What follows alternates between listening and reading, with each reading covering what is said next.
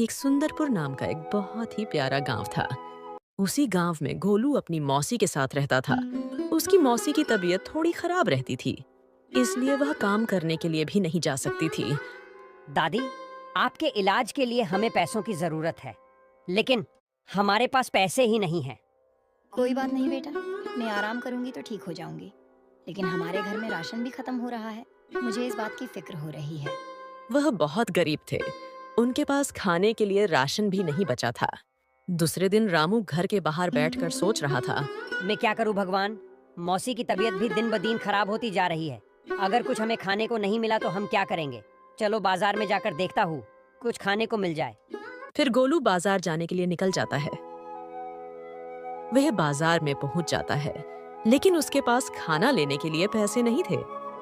अरे मैं यहाँ आ तो गया हूँ, लेकिन अब मैं खाना कैसे खरीदूं? मेरे पास तो पैसे ही नहीं हैं। गोलू पैसे न होने के कारण उदास हो जाता है।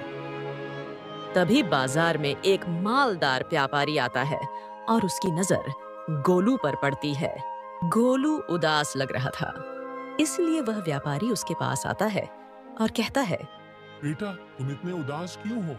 क्या बताऊं आपको सर, मेरे पास खाना लेने के लिए पैसे ही नहीं है और घर पे मेरी मौसी बहुत बीमार है। रामू अपनी सारी परेशानी उस व्यापारी को बताता है। बेटा, तुम इतनी परेशानी में हो तो मेरी ये टोपी मैं तुम्हें देता हूँ। ये टोपी कोई साधारण टोपी नहीं है, ये जादुई टोपी है। इसे पहनकर तुम कुछ भी सच्चे दिल से मांगोगे तो ये टोपी तुम्हें वह लाके देगी। फिर वह व्यापारी अपनी जादुई टोपी गोलू को देता है।